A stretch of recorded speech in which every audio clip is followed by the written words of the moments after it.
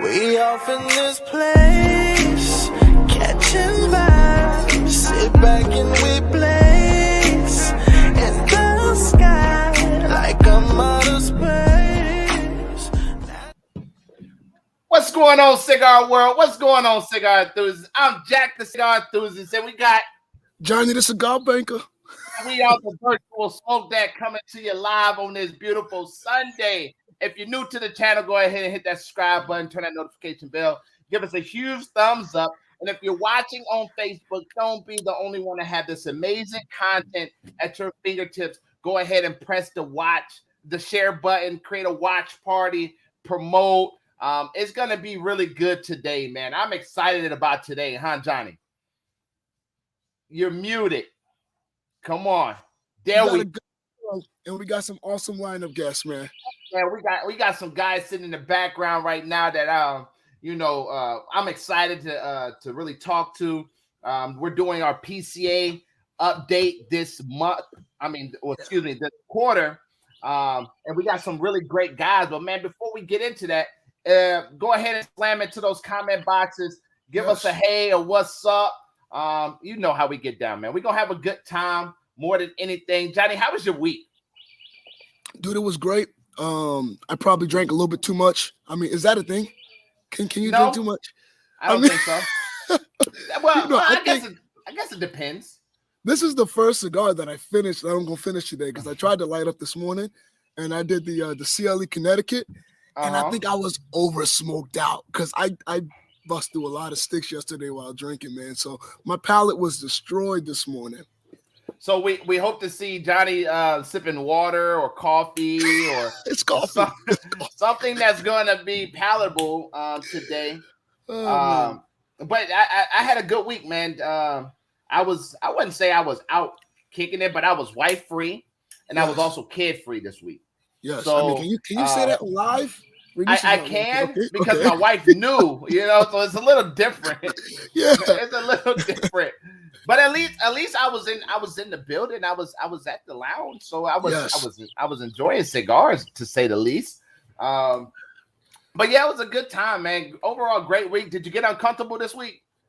Bro, I did, okay, man. And go ahead, talk. Go ahead. No, go ahead.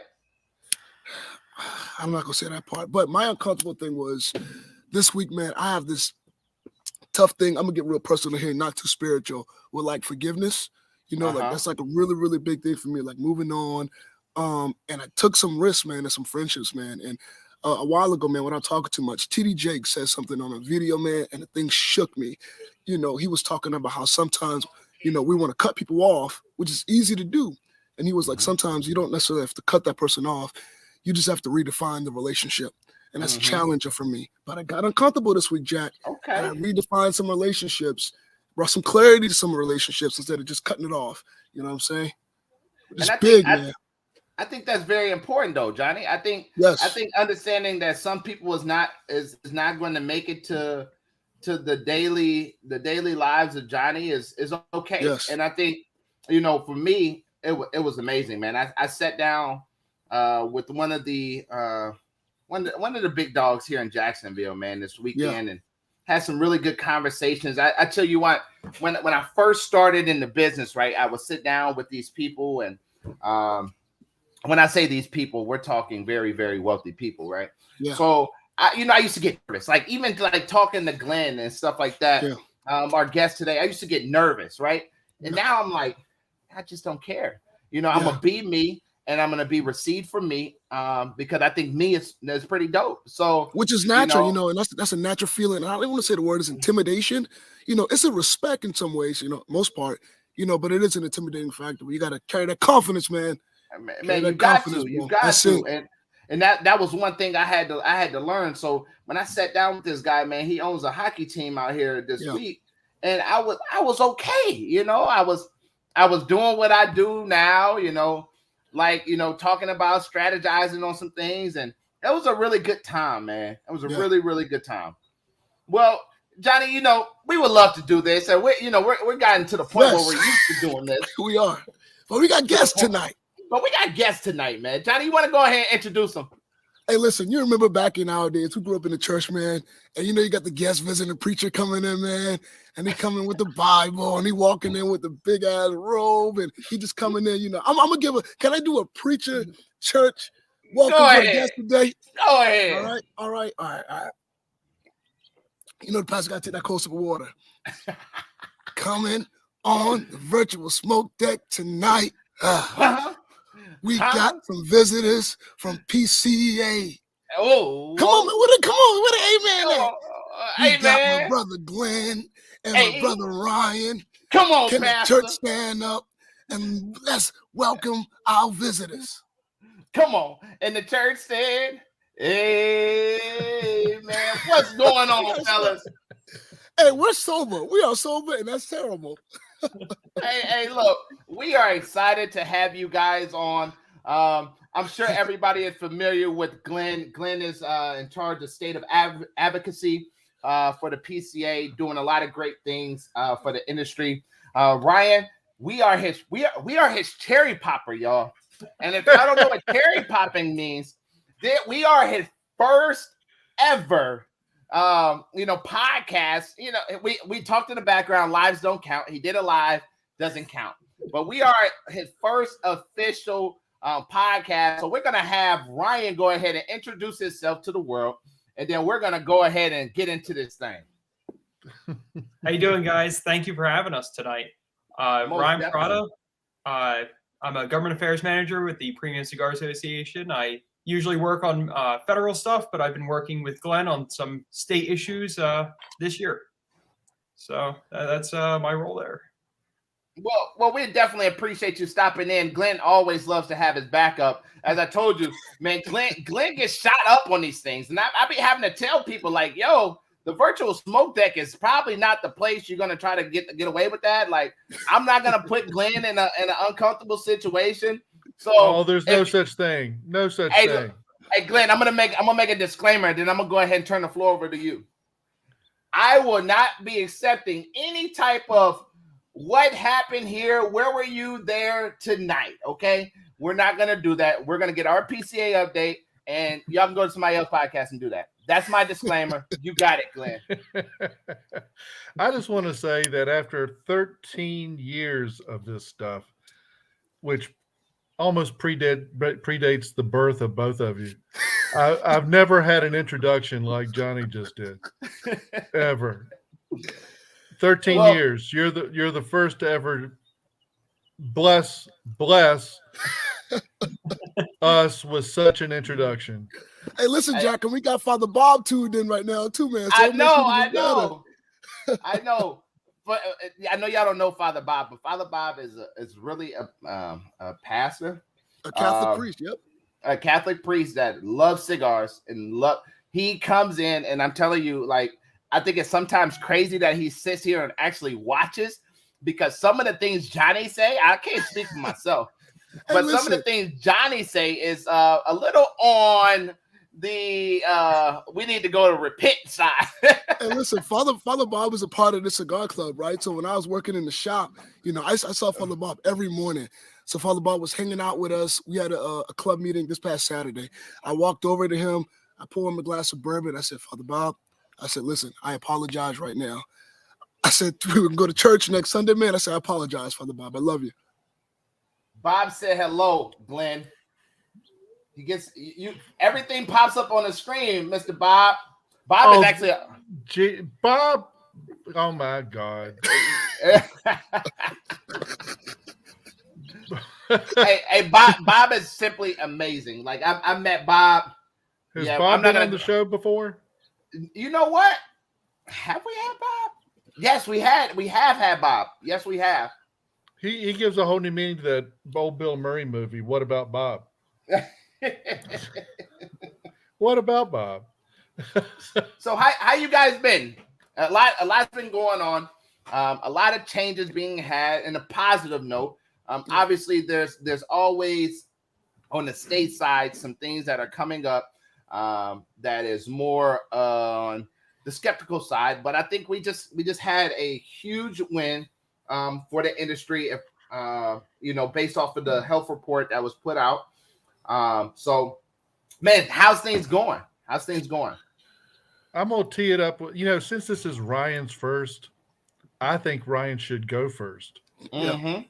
And he worked diligently at dissecting this report, and so I'm gonna let him tee it up, and then I'll chime in where appropriate.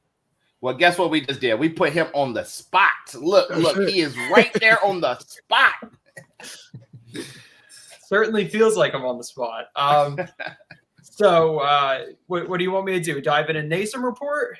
Just chat about what's new? So really, it's a general consensus of what's new. What is new going on? What is something that is on PCA radar? And then a lot of what we're going to get into is definitely the report. Yes.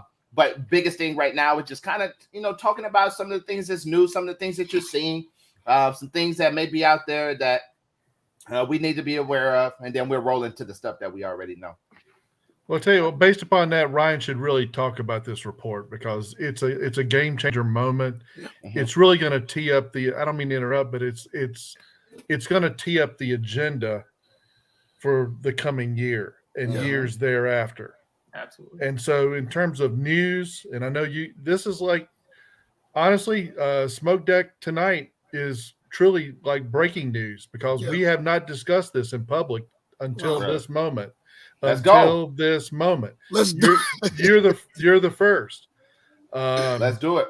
We haven't done any podcasts, except for Facebook Live and stuff as a staff. And so really, this is the first chance for Ryan to really go public with what's inside that report. And then we can chime in together on how that will really dictate the agenda for PCA in the industry in the coming months and years, literally. So let's let Ryan have the floor, if y'all don't mind, to really. Well, Glenn, I guess you're taking over as moderator for today. Good, you're hired. Well, thank you. So Ryan, so let's dive into the report. So the biggest thing to take away from the report, just in short, is it calls for a lot of research.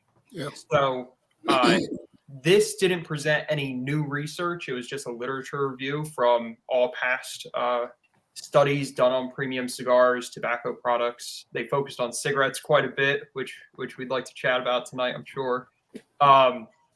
They overgeneralized a lot of those studies. So at the end of the study, they just said, we don't want regulatory action to be taken in certain parameters just because there's not enough research. So like one thing that they focused on was secondhand smoke for cigar smoking.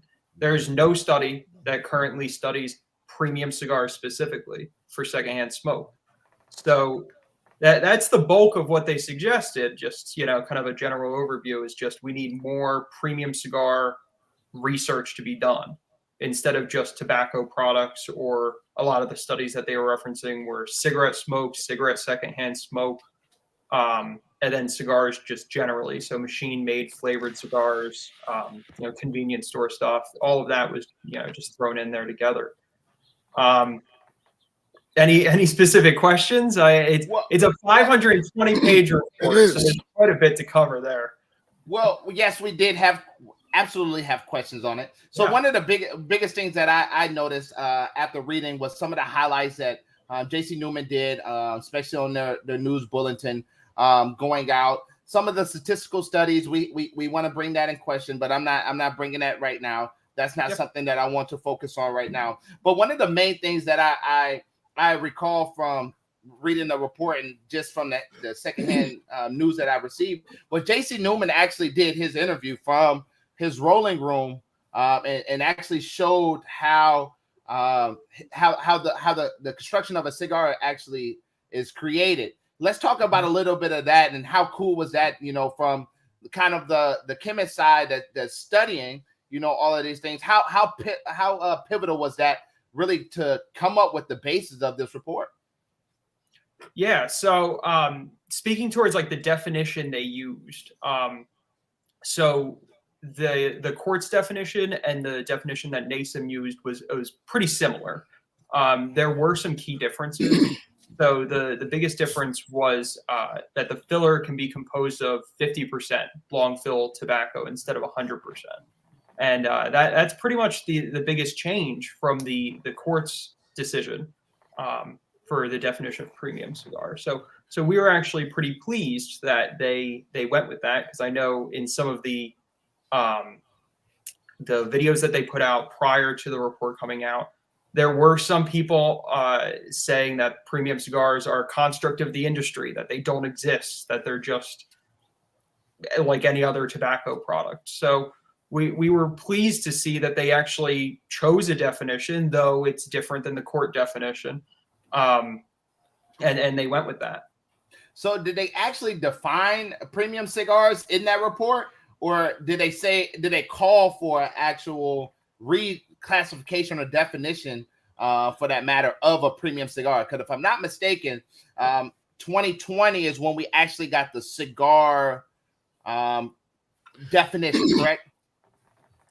Yeah, Glenn would be able to speak a little bit more towards the court cases if you wanted to get into that. But they did define a premium cigar.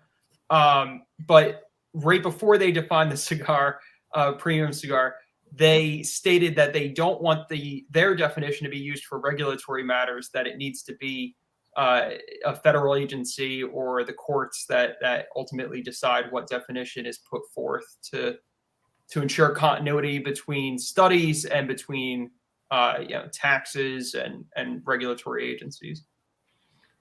So if Glenn wants to with some of the courts. Well, let me tee this up by saying this. Hold on, I got to pull it up. I want to make sure I get it right. Was that the definition you're looking for, Glenn? No, not the definition. First of all, I'll speak to the definition part. This report basically ratified the industry's approach to coming up with a very, very strict definition of premium handmade cigar. And it's even a little looser than some that have been embraced in the past. Judge Amit Mehta, who presided over our initial court cases, put forth in one of his opinions a definition that almost mirrored that CRA had been putting forth for a long time and PCA had been putting forth for a long time. That's a little more narrow than the legislation that the industry has embraced for the last almost decade. The significance of that is that it really classifies us and says we are truly unique and different. Yeah. If you look at the final rule that came out in 2014, well, when it was proposed as a rule in 2014, and the final rule came out in 2016, the FDA did everything humanly possible to try to equate us to a cigarette. Mm-hmm. And I'm not being flip or dramatic by saying that. They tried earnestly to equate this with a pack of cigarettes, literally a pack. Trying to make the case that smoking one cigar equals a pack of cigarettes. Well, we all know that that's farthest thing from the truth that could be. And then because of a Maryland court case, the FDA basically embraced that stricter definition of premium cigar due to this Maryland case that had a bearing on advancing the regulation on e-cigarettes and other tobacco products coming under their domain. So the industry, I'm not being dramatic or flip by saying this. It's taken nearly a decade of work to get the bureaucracy and the courts to embrace a stricter definition of what this is, which helps us make the case that we're different and that we don't deserve the level of regulatory scrutiny that the agency would love to put forth. Now, Ryan mentioned the calling for studies. Let me just highlight some of this stuff. And he can do it far better than I because, he's much better educated. And he is our research guru. But what this report to me, and again, I'm just a political hack who loves cigars. But what amazed me through this is that they ended up being very rhetorical. Yeah. And they put forth a study that said study more. Now let's think about that. Study to study more. Yeah. Well, what does that mean? What does that mean? It means the agency really didn't have enough evidence material in hand when they issued the rule and the pre-rule in 14 and 16. Because here you have a group of academics that had the research world at their fingertips. So what did they come up with? They wanted to research the association with dose size response. Now, Ryan, can you define what dose size response means? If you can further, your next Johns Hopkins thesis could be on dose size response and research association with dose. What does this mean? Anyway, they said that the agency said, those research groups said that the agency should expand the range of its premium cigar studies. Now here it is, a collection of very, very bright PhD folks from around the country associated with the public health, research sector. And they come up with expand the range of premium cigar studies. And that the FDA, the National Institute of Health, and other federal agencies should assess. You guys are going to love this one, especially you two. Assess consumer knowledge. Yeah. We should assess consumer knowledge. Do they not look on the internet? One of my absolute favorites, and frankly, I think one of the more dangerous commentaries is they said research the marketing, advertising, and promotion practices of the premium cigar industry. And they actually included the word festivals in that. And I was thinking to myself, all right, Great Smoke just finished up with Abe DeBebna and Smoke In and a fabulous event. You got the Big Smokes events in Vegas and in Florida. Florida's coming up. You've got the Ybor Cigar Festival. You've got all these Rocky Mountain Cigar Festival. They use the word festival in this study, and it bothered me. It bothered me a lot because of one big thing. I know how those groups and how those events age verify. Yeah. Age verify. It's you the connotation of the word. You can't buy the ticket unless you're of age. Yeah. And and they talked about age verification of online purchases. And your average brick and mortar retailers, all of them are doing strict age verification. Mm-hmm. And you guys, you're the owner of a shop. Yeah. The demographic, I don't want to put words in your mouth, but the demographic in your shop, I'll bet, and I can't wait to come and visit someday.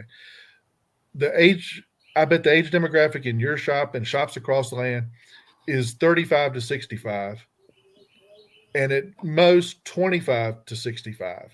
Yeah. And you simply are not going to have the 15, 16, 17-year-old saying, you know what, I'm really craving that $10 cigar.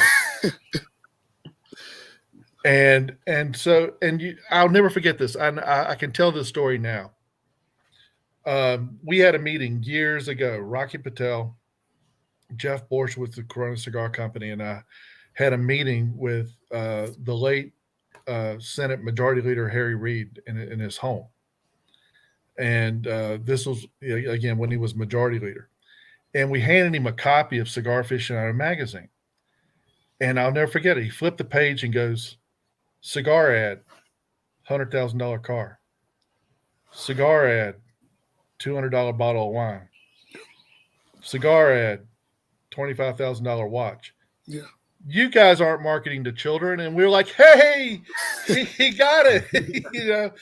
And you flip through, any of the publications that are noted in this industry, you look at any of the advertising and promotion, we don't market to children.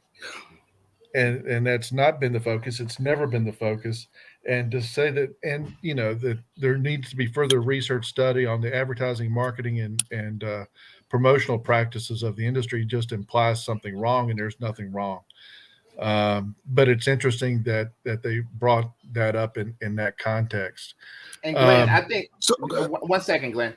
I think what's crazy is from a shop owner, we're always looking on ways to bring more customers in, right? You know how many different ways we could actually utilize marketing from our standpoint? Like, that's a question. So repeat that one more time. I said from a shop owner's perspective, do you realize how many actual marketing strategies we have in order to market our lounges? I mean, and again, you know the deal better than I do, but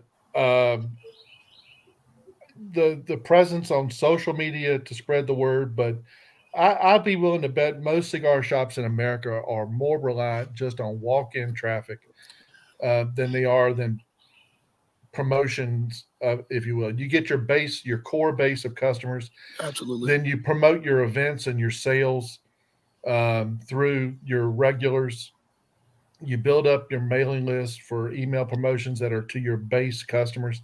I think most cigar shops in America have between like 1,000 and 3,000 base customers, and the rest are walk-in traffic where men and women say, "Oh, there's a cigar shop, and I need to pick up 2 or 3 sticks or a box for an event." I mean, I'd like to hear how you promote your shop, because I think it's a part of this story. I'll let you go, Jack, and I got a question after that. Yeah, most definitely. I'm gonna go back to you, Johnny. Realistically, one of the fewer ways we only have few ways to actually market our businesses, right? Versus the normal business, the liquor store can run ads in local papers. That you can put up billboards, you can put airport marketing, whatever kind of marketing you want to do. For most businesses are out there. From our standpoint, we use social media, and on top of that, we have to be very realistic about social media. So social media, you're not allowed to post ads. You're not allowed to boost photos. You're not allowed to do any of that. Anything that pertains the word cigar, because it's been looked at so badly as it's a cigarette product for a long time. And or now I can't go to the airport. I'm 4 minutes from the airport. I can't put an ad in the airport because why? Because it promotes cigars. So the premise of what I'm getting to is the reality is, if it ain't mouth to mouth or verbal advertisement, or logos on a shirt, or logos on a hat, or it's simply just growing your social media platforms to reach those people, when reality, a lot of them, if you really look at them, don't really have a lot of followers. So it's not like they have a huge presence that they can market their stuff to. And the basic premise of what I'm getting to is we don't have half of the opportunities to actually market our business to become successful businesses like everybody else do. Exactly. That's the premise of that. Go ahead, Johnny. No, I was gonna bounce off of you, man, because just recently, man, at the shop that I was working at, man, with our point system, we would have events. Like we have a Drew State event, or we have not a rock event. We have a Drew State event. We have we had another event. It was a CLE event we had, and we would market it. And like you said, Jack, you have a rewards point system at your shop? No, yes. Yeah. So people sign up. The age verified. So people who are getting these event calendar bookings pushed out to their, emails, or getting pushed out to the telephone, they're age verified. We were actually flagged from the company that we used, to send out those notifications, because we were using the word cigars, and then tapping on to what you said about social media. I always say this, even in the shop, man, when I was in the shop, I'm like, more people eat than they do smoking cigars. Yeah. So a restaurant marketing a business on social media, is going to get far more, followers, exposure than it is going to be a cigar shop, because I don't care. I mean, you could do just as much marketing, but it's going to be because the population that smokes cigars is very, very, very small, compared to someone, at a restaurant. Yeah. And I think what's crazy too is the fact that like some of these ads you're forced to watch. right? Yes. Think about it. If you're watching something on YouTube, or if you're scrolling through Reels or something like that, you're forced to, if you want to download a game and play a game, you're forced to watch ads. So you're talking about just not regular marketing, but marketing that focus and forces a consumer to really realize that their business is there. Like, we don't have that in a cigar. So the point of me bringing that up is really crazy that verbiage will be put in. But I think that's more or less looking at it from, I wouldn't say a negative perspective, but I would say that's more honing in on the things that they said and said wrong. But I think a lot of even what they said in that report, if I'm not mistaken, was very pivotal to moving one step closer against fighting those tax increases and different things different things like that comes up, if I'm not mistaken. I think you're right. I'd like Ryan to chime in on what I think is a really important part of this, and that's the public health pieces of the puzzle that were brought up in the study, and then we can do some follow-up to that. But I'd like for him to talk about the public health side of the study, perhaps touching on the flavors questions that were presented by the study.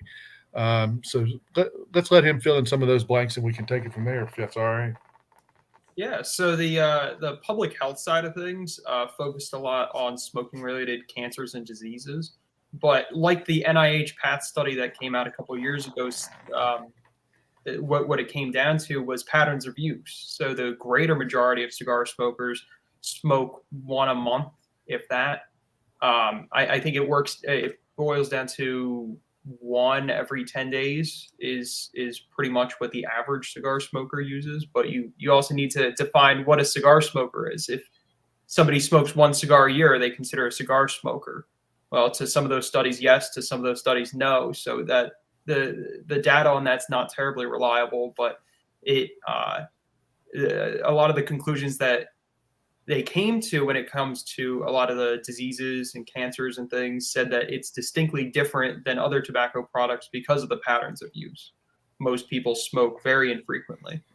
And the other point was inhalation. So if you don't inhale, which any normal cigar smoker doesn't inhale, smoke your cigars how you want, but I've never met anybody that inhales their cigars deliberately. If you don't inhale your cigars and you use it infrequently, the chances of you getting any of these smoking-related cancers and diseases, as the studies have shown, seems to be very low. And that's the conclusion they came to this go around as well. And then they called for more studies on premium cigars specifically. So Ryan, wouldn't you agree, if you don't inhale, you got that infrequent use, that directly works in our industry's favor when it comes to the question of addiction?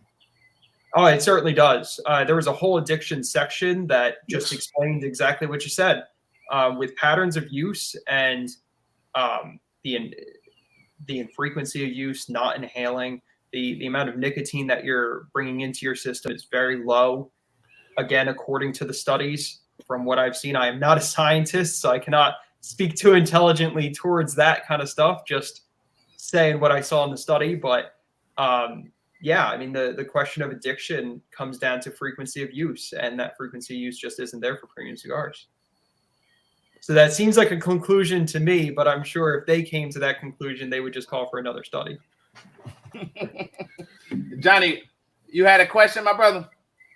The question I had was back towards it was pushed back towards the when we were still talking about the marketing, but I didn't get a chance to ask it because a question for especially Ryan and Glynn is like the marketing component of the premium cigar industry one of the FDA's greatest defense tools in trying to slap down regulations on the premium cigar industry?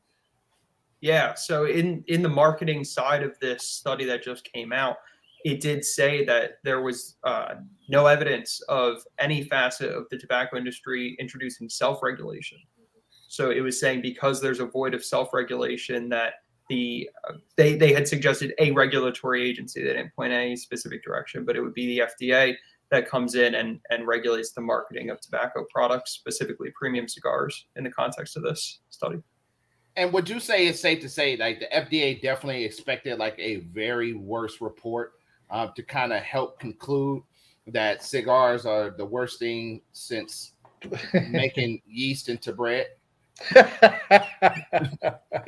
I think they were hoping for, and I can't speak towards the FDA, but I would imagine that they were hoping for a few more conclusions that they came to than they did come to.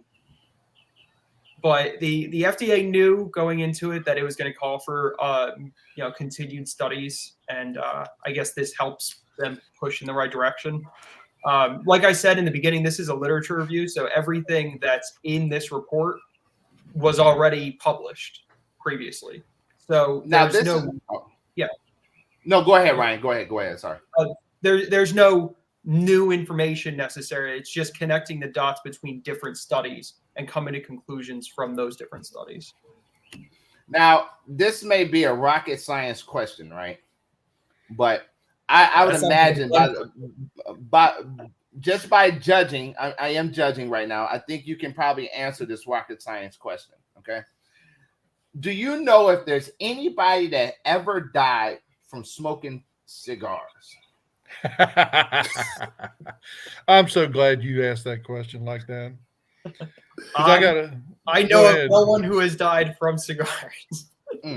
But you do know people that have died from constant inhaling of cigarettes and other forms of tobacco, correct? I do. I don't know that I'm a good sample size for this. So now the reason I'm asking that though is really to get to a point here, right? You know, I was at a hospital and above the urinal, right? We didn't get to see Matt's booth face in the urinal, so that's half of the problem, right? That was half of the problem. We did not get to see that. Ryan, I would imagine you don't know what the face of Matt Booth looks like on the urinal. Pat? No, I can't say I'm familiar with that one. Okay, well, go to PCA this year, and I'm sure you're going to find Matt Booth's face on a urinal pad inside every single urinal. But nevertheless, right, I've seen a sign that said cigarettes, cause cancer, cause death, and all that. And then on that sign, it said, and cigars is not a good alternate for cigarettes. That sign told me a lot, right? Yeah. Because all you had to come up with during this whole, like, I know you guys, not you guys, but the people that made these signs are educated professionals in their respective fields. So the fact of all you came up with was this is not a great substitute for cigarettes. I feel like that's reaching, and I feel like from basis of what I've seen in the report, I feel like it really got to a point where it was like, look. It broke down. Hey, people, in so many words, people are not really dying from cigars, like they are on cigarettes. Am I interpreting this wrong? No, I mean that's what the studies show, that cigarettes do cause smoking-related cancers and diseases, and cigars, the data is just not there to support that. I wouldn't push it one way or another, 100%, but there aren't studies that go into enough detail. Like they said, there's more studies that need to be done, but the NIH PATH study and now the new NASEM study do reaffirm the information that we had from the PATH study. I mean, it's cigars are infrequently used, and because of that, the chances of getting any of these smoking-related cancers and diseases is largely nullified. Let me give you another angle that the FDA is totally obsessed with, and they hinted at this in this study. They made a bigger deal about it in the final rule, and they made an even bigger deal of it when we did some personal presentations to the FDA the meetings I was actually in, and that's the subject of mixed use smokers.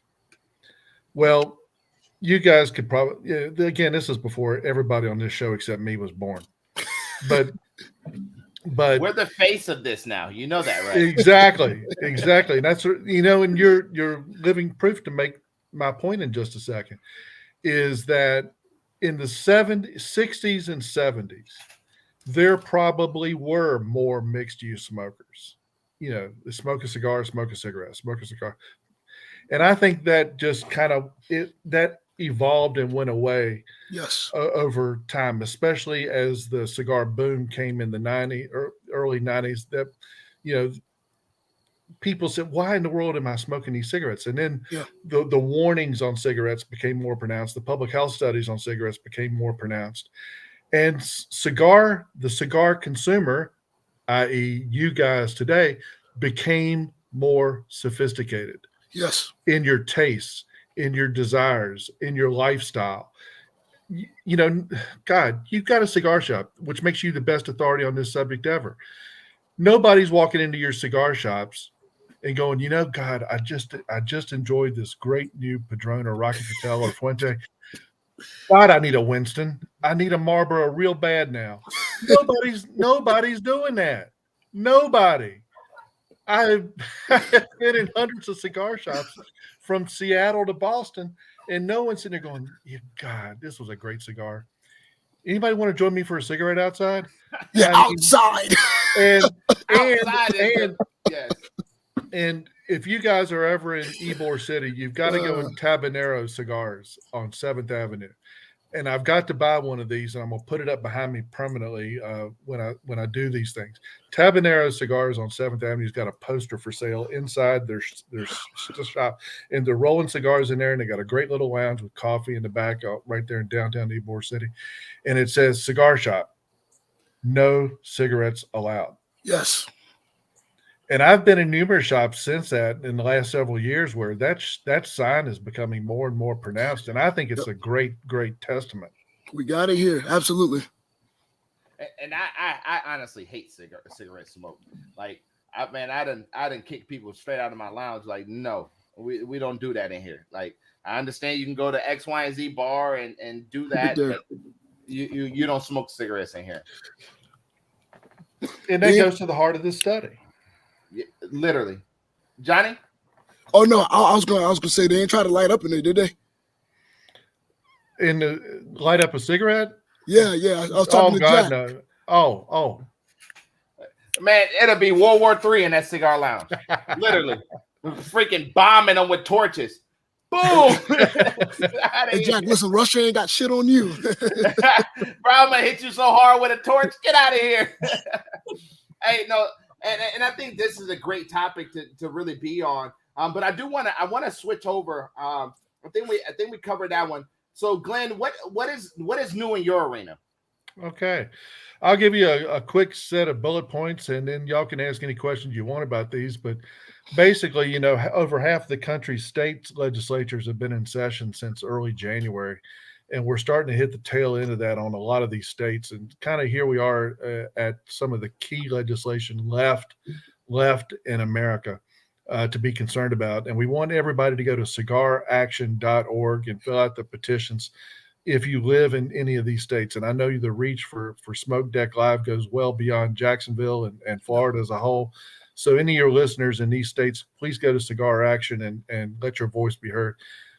There's local authority legislation, meaning letting local governments regulate tobacco from taxation to regulation to smoking rules in Tennessee, Rhode Island, and Kentucky.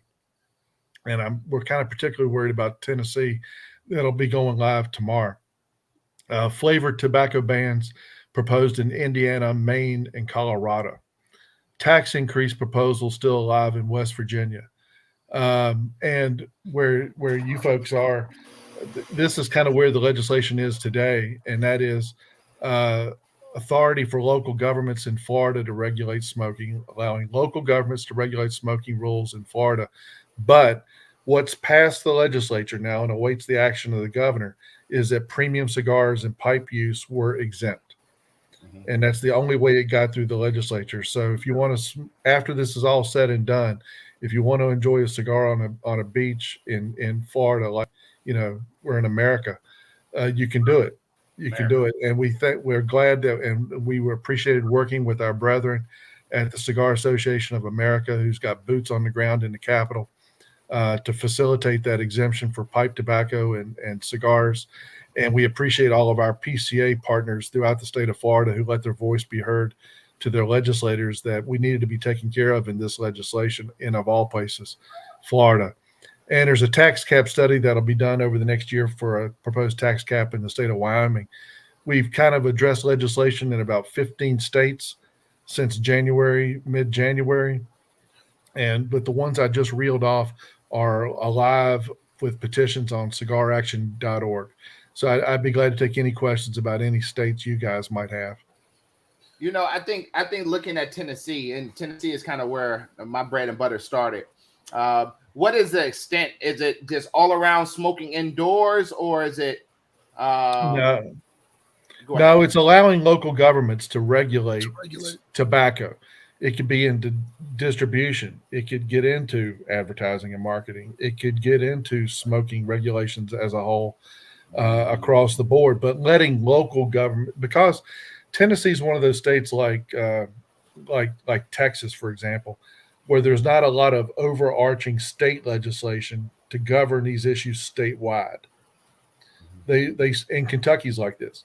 They let the local governments they grant them authority to delve into these issues when the state doesn't. So it's kind of passing the buck to the local governments. But apparently this legislation in Tennessee's got some traction. It's been introduced in Kentucky, but I don't think it's got as much traction.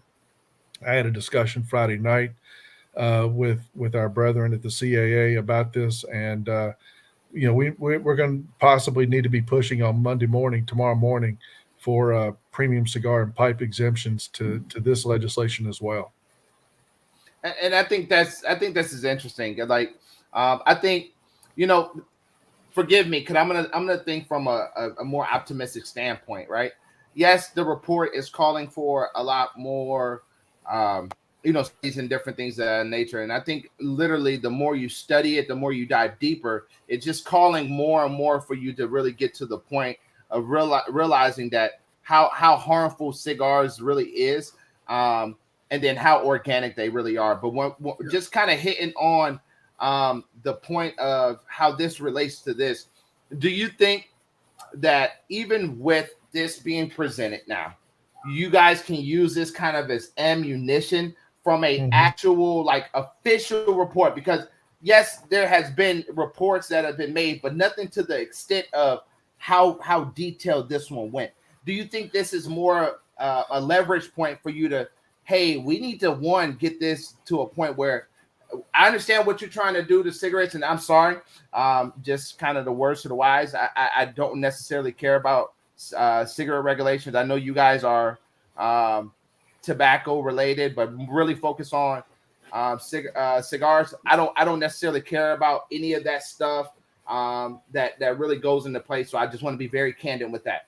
But with that being said, kind of looking at it from a more premium cigar standpoint, do you feel like this is something that we can utilize and be like, hey, look, this report has been made, and there's a lot of generalization that happens in this report, but I think off the basic principles of this report, that cigars still does not need to be associated with all the likes of those other things. Yeah.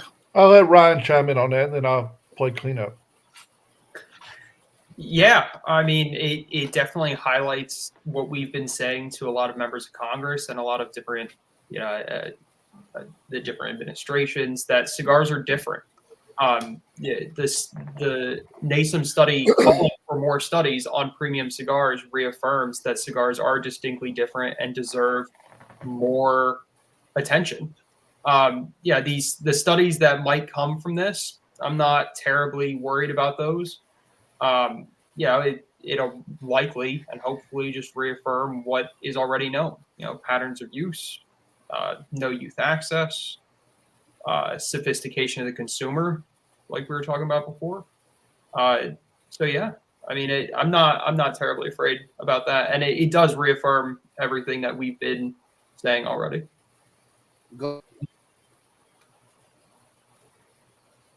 I think somebody post up a question about South Carolina? Yeah, I don't see the chat, but it was just asking is South Carolina in that mix, and the answer is no. No, they're not. But in doing some research in the last, it's a but it's a good but. is that I came across, there's a bill that's been kind of lingering out there that I'd like to give some life to. A good piece of legislation in South Carolina that's just been carried over from session to session that needs to get some life. And that's a bill that would prevent local governments from passing any rule or regulation stronger than that of the state. And Glenn, I want to bounce off that question there, because my question was, how detrimental do you think it would be if that baton was passed on to the local governments in terms of the regulations on, tobacco products to the consumer and to the retailer, the local brick and mortars? Great question. It's a great question. And I'll tell you the worst part of that type of legislation. It creates confusion with the consumer. Yeah. It creates confusion with the retail community. You don't know from one county to the next if you're obeying the law or disobeying the law. Yeah. You don't, is it fair for, and this happens in a lot of Texas communities. You can go in a county that's got a great premium cigar shop, enjoying a cigar in the shop, and go to a cigar shop in a city nearby, and it could be totally illegal. Yeah. And you're like, hey, I was just 15 miles up the road that way enjoying a cigar in a cigar shop. Why can't I do it here? Yeah. Well, we got different rules here. That's not right. It's the same thing that opened this Pandora's box in Florida. If you allow 120 jurisdictions to have 120 different rules, and you're surrounded by a beach, well, where's it legal and where is it not? Well, that's the reason we need a cigar exemption, so that we don't have to worry about that kind of thing. But in places like Kentucky and Texas, they're kind of the model right now for a place of what could happen in a place like Tennessee and Rhode Island, is that we don't need 100 different rules for the different counties in a given state. Yeah. And so consumer confusion, I think, is the biggest threat in that regard. And it's not fair to the retailers either to have you could have, just picture a shop like Abe DeBedna, who's got, almost a dozen shops. What could be allowed in one shop could be illegal in another. Absolutely. And that's just silly. And that's just government meddling into things it doesn't need to meddle in. And I'm almost certain that could also impose a certain level of bias, without getting too political, determined upon which political office is in office in those different counties. There's a lot of truth in that, because, as well as we all know, elections do have consequences. Yeah. And it matters as much in what happens in City Hall as it does in Washington or your state capital. Absolutely. So you're absolutely right, is that you could have a local government and you have a board that makes a decision, and then a new board comes in and says, you know what, we don't like those rules, we're going to change them. Put it out. Yep. And so once again, we got more confusion in the retail and consumer community. Yes.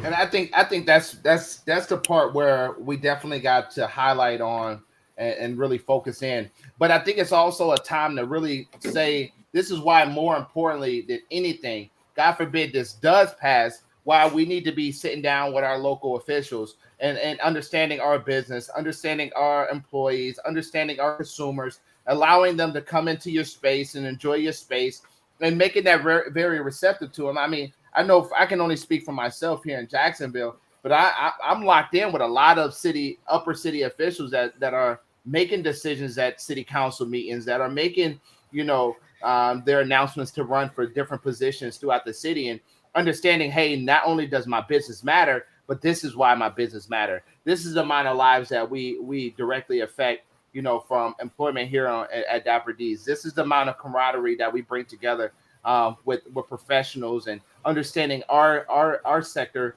of it. And I know that's something that a lot of people would really look past, right? They look at trying to talk with the state governor and stuff like that. I mean, let's just be optimistically speaking here. The likelihood for you to sit down with, for me to sit down with Ron DeSantis today or tomorrow or next week is slim to none. Yeah, I could send some emails, and I think we can definitely make some traction.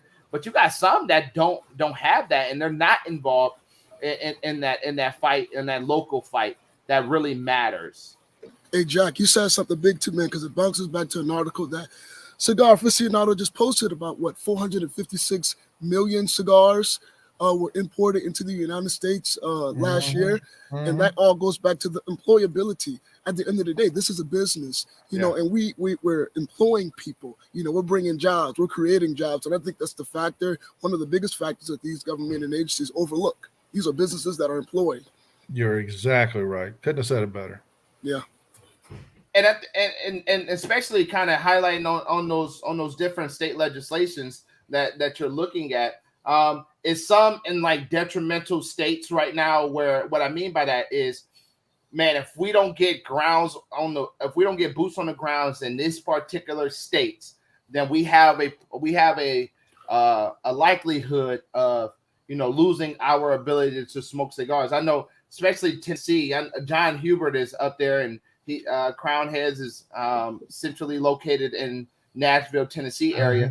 And I know that's something that's definitely probably on his radar. But I would love to just kind of see, like, you know, is there one thing that we need to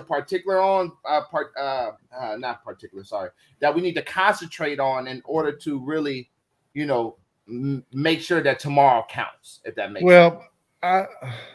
Just because I think it sets a horrible precedent for the rest of the country, is these flavored tobacco bans need to die in Maine and Colorado. Indiana's rapidly, if not already, wrapped up their legislative session. It was a quick one. I don't think it's got traction, but Maine and Colorado, you know, flavored tobacco products make up a healthy percentage of premium cigar shops' annual income. Yes. And it's also how you define that and how strictly you define that. I mean, honestly, is a Maker's Mark cigar actually a flavored product because the tobacco is aged in a bourbon barrel to smell like Maker's Mark? I mean, is that really?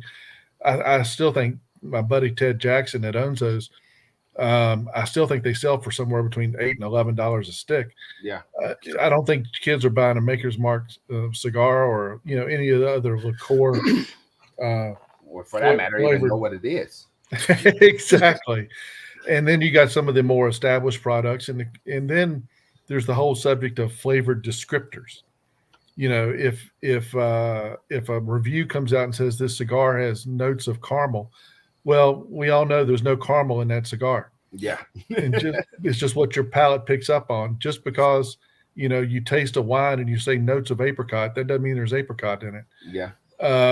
And getting the bureaucracy or the legislatures to appreciate that part of the argument is a serious part of this entire discussion. So I think that, you know, as far as national precedent, the Maine and Colorado bills need to go down. I don't think the West Virginia tax increase is going to go anywhere, but I still, we have to treat it and take it seriously. And these local authority bills in Tennessee, Rhode Island, Kentucky, simply because they set you know, this is how bad ideas spread in the tobacco world.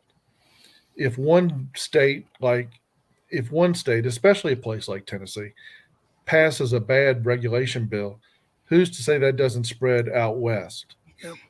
And who's to say, you know, that all of a sudden Oregon wants to crack down more on local government authority, or, you know, Vermont wants to take an idea that passed in Oregon and adopt it in Vermont. In the world of tobacco control, bad ideas spread very, very quickly. Yeah. And that's where we have to be very careful. It's where we need to hang together.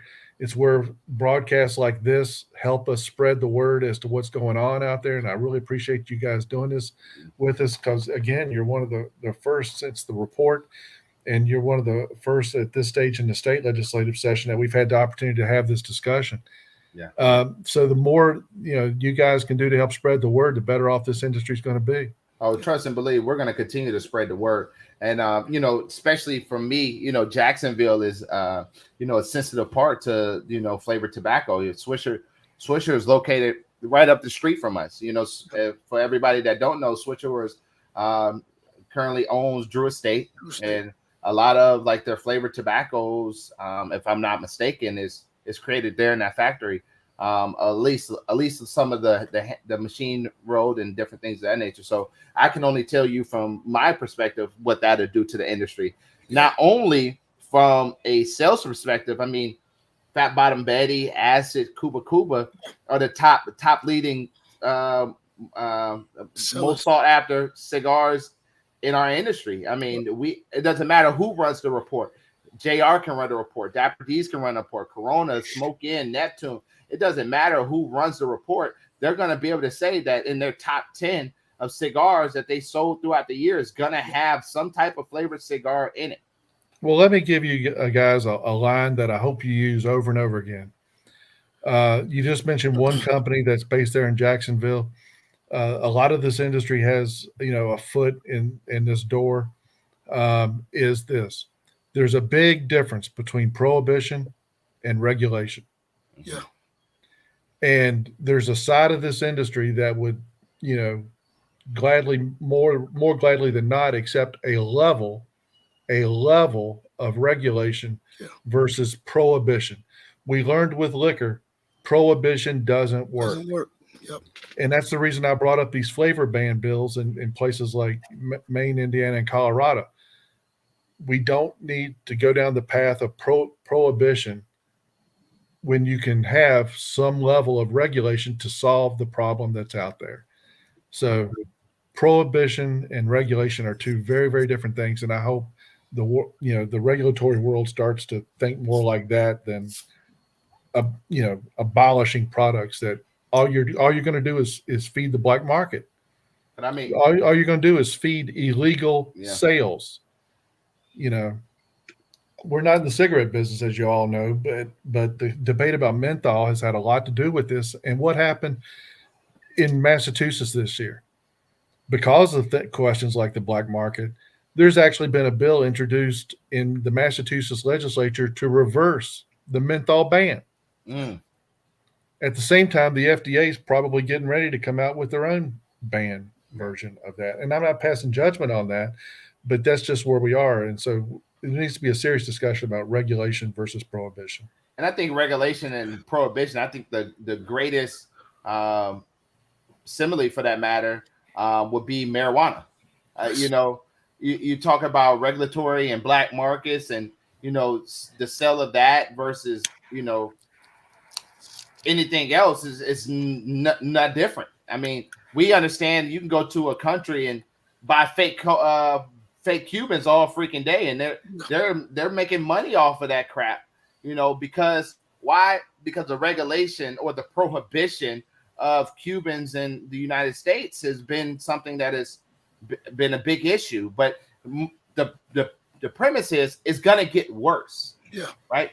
It's gonna get worse with cigars. Like, people are gonna start flying to Nicaragua now to bring back boxes and boxes. I don't know. I'm just talking out, but I mean, I can imagine it's gonna get worse for sure. And I think it's one industry that definitely needs to be highlighted.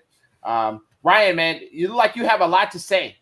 I'm putting you on the spot, man. You got so much to say, and we want to hear from you before we wrap up our segment tonight.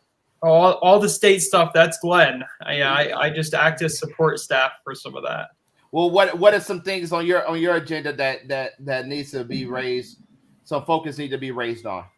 Well, my biggest concern is what Glenn said with the flavor stuff. A lot of these bills that are being introduced. You had mentioned Maine and another state. It's Colorado. Colorado. Thank you. Mm-hmm. Again, not a state guy, so not too fresh on those. But some of these bills, the language in them allows the opportunity for overregulation on like flavor notes, things like that. Like was already covered, but that's definitely a big concern when it comes to the states. Well, we appreciate you guys taking the time out to sit down and really go over these in-depth documents and situations that we have arising daily in the cigar industry. I don't think it's going to stop. It's going to constantly be trying to find ways to get the most money out of us and eventually either try to put our businesses out. So more than anything, we need to continue to stand together, band together, and fight these regulatory misfits is what I like to call them, because they don't fit well with us. So they're misfits to us. So we need to constantly continue to join that fight, man. If you guys are sitting in a cigar lounge, you need to be sitting down with the owner and not just hooping and hollering about, shit that don't matter. Like, sit down and talk to them and ask them, when's the last time you spoke to the mayor? When's the last time you spoke with members of the city council? Because at the end of the day, it doesn't just affect me; it affects you too. If I can't sell you a cigar, guess what? You're not gonna be able to smoke one outside of your patio. And we have places in America where that regulatory has been a thing. So sit down and talk with them and really game plan on what you can do to bring more awareness. And a city council always has events. They always want to sit down and talk with the people. They all actually, as a matter of fact, to even make it more pivotal, like, you can even go to city council meetings. They are open to the public. You can walk in, you can speak if you want to. Just know what you're talking about before you do that.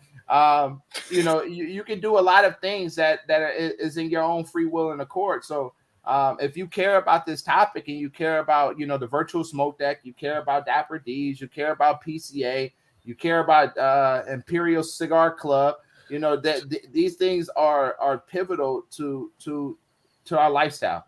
So I appreciate you guys taking the time out of y'all busy days, especially on your relaxation days. I know your week is about to be a lot crazier than your weekend was, or last week was, for that matter. But I appreciate you guys actually taking that time to sit down with us. And by the way, Glynn, I would imagine that a lot of us is either 35 and under on here. So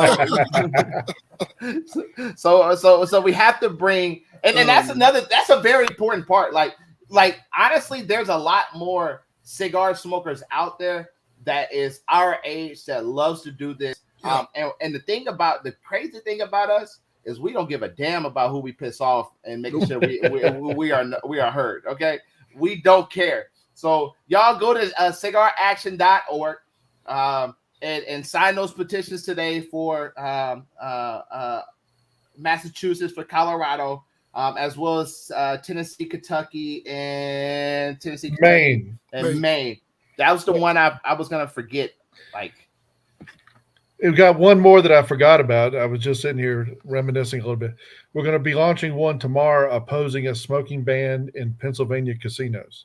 Wow. Okay. And it's a big deal across the country. There's a bill pending in Iowa. The gaming industry, relies a lot on the smoking community for those profits. Yeah. And New Jersey's going through this debate right now to ban smoking in casinos. I can tell you there's a lot of money on the line when you talk about banning the enjoyment of legal tobacco products in casinos. So we'll be launching that. Tennessee and Pennsylvania will be launched tomorrow. Ryan and I'll be working together on that first thing in the morning. And just want to put that one on your radar screen. But we really, really appreciate this opportunity, guys. This has been a great discussion. Man, absolutely. And we appreciate you guys more than anything. I do have one small question, right? So here in Jacksonville, right? I know in certain states, like, you can smoke in restaurants, right? They allow smoking where the preparation of food and eating of food is happening. But in Florida, that is like big no. Is this something that we can do on our level to kind of get that allowed, or like any type of reverse legislation that we can start to fight for that? Well, that debate goes two ways in a lot of different states. Uh-huh. Most states that would allow the serving of food with the enjoyment of cigars in the same spot is that you would have to have a non-smoking entrance, have it separated physically from the preparation area, and you have a separate smoking section that's, again, isolated from the non-smoking section. And you do not have to have customers go through the smoking area to get to the non-smoking area. That's the case in Virginia. You can have smoking in a restaurant, but you got to have a non-smoking section. You cannot have a smoking entrance. It's just got to be isolated from the rest of it. I think the really good debate nationally, and this is not the case in Florida because Florida's got some of the best cigar bars in America, is allowing more cigar bar legislation, and there's a great bill pending in New York. Any of your New York listeners, we got 2 very positive bills pending there. One would bring about a cigar tax cap, and the other one would allow for on-premises consumption of alcohol in established cigar shops. Getting more bills like that passed across the country would be very, very positive for the industry. But to answer your question, there's ways to structure a bill like that. You just got to have it really tight, and making sure that you do have that non-smoking area up front, and nobody that wants to go to the smoking section has to go through the smoking section to get to nobody has to go through a smoking section to get to the smoking section. So I think it's worth having the discussion about, especially if you've got, let's give you another example. If you've got a cigar shop in Jacksonville and you're in a strip center, and you have an opportunity to put a restaurant beside your cigar shop, designing that physically should be a doable proposition, and you work through your local ordinances and the state legislature to allow that to happen. I think it's possible. I think it's doable, and there's some good examples out there across the country that where you can do that. Yeah, and I love that idea, and that's something that we talk about here in Florida. That's very heavily, because it's either, in order to get a liquor license in Florida, it's either you cut off your arm and your leg and give it to the government, or you have a restaurant. But the only opposition with the restaurant and smoking specifics is, that non-smoking component. Nobody breaks down. No. I just came up with a good one for you. Okay, I'm just thinking out loud with you. We gotta get off the air to do that, though. Real quick. This bill, we endorse this bill, but this bill just passed in the last week. West Virginia's legislature just passed a bill to allow for private cigar clubs for the specific use, being able to enjoy food, alcohol, and cigars in the same place. Yeah. So perhaps, just thinking out loud with you, another way to structure this is the private club route, to where you could have food, alcohol, and cigars in the same place, but it's under the structure of a private club, which means memberships. Well, and there's a lot of different ways to structure memberships. A lot.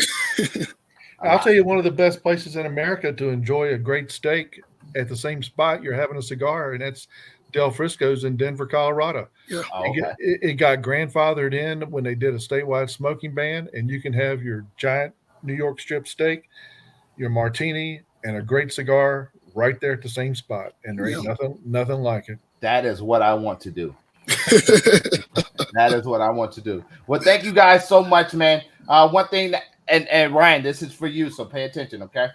So one thing we want to do, one thing we do on a virtual smoke deck is we do something called gems, right? And a gem is whatever you feel is on your mind that you want to say, put out that's motivational to the people. It does not have to be about cigars. It can be about life. It can be about education. It could be about anything. Since this is your cherry popper, we're going to allow you to have the spotlight for your gem. Ooh, okay. Just general life advice I give to anybody is just because you're out of school doesn't mean your education stops. When it comes to cigars, when it comes to politics, when it comes to anything of interest, you just got to keep going.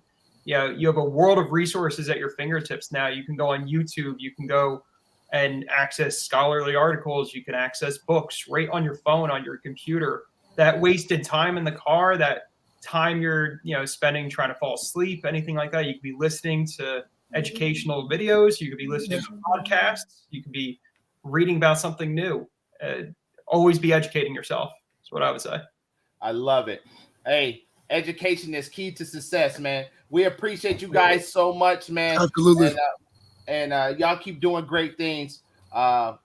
And for first and foremost, man, y'all are doing a phenomenal job. I don't give a damn what nobody else says. Okay, y'all are doing a phenomenal job. And people need to get their heads out their rear ends and see the amount of work, effort, time, money that goes into this, man. Supports PCA. Go join the fight today at cigaraction.org.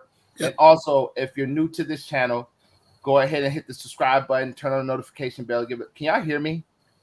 We can hear you, Jack. Okay. And turn on the notification bell and give us a huge thumbs up. If you're watching from Facebook, man, go ahead and like and follow the Virtual Smoke Deck on Facebook, as well as the Virtual Smoke Deck on Instagram as well. With that being said, next week we have Nick from Foundation Cigars. That's actually going to be on this week. Yeah, I say actually because he was supposed to be on last time. So he's actually going to be on this week, and he's doing it from Nicaragua. So who the hell knows what we're going to get from this segment? It's going to be pretty interesting. But trust and believe. Did Jack disappear? He disappeared. Well, I guess I'll end the Virtual Smoke Deck. Hey, listen, it was nice having you guys tonight, man. Hey, listen, Jack beat me to it, Ryan. I was actually going to have you do the gym myself, man, but that was a great gym. And we normally follow it up with a hashtag. So I guess, like last week, let's see, think of a hashtag. Hashtag educate yourself. Or is that too aggressive? Always be learning. How about that? That's it. That's the hashtag for this week. Always be learning. Hey, fellas, it was great having you guys. Was that Jack? In fact, I don't know. My computer just shut down. Like, there we go. There we go. Look at the devil. You know, listen, I was trying to interrupt after that motivational speech. He's just gonna come in and try to make this stuff a mess. I'm literally over here like, what the freak just happened? What just happened? But I'm about to get back on my laptop because guess what? They cannot. Where we at?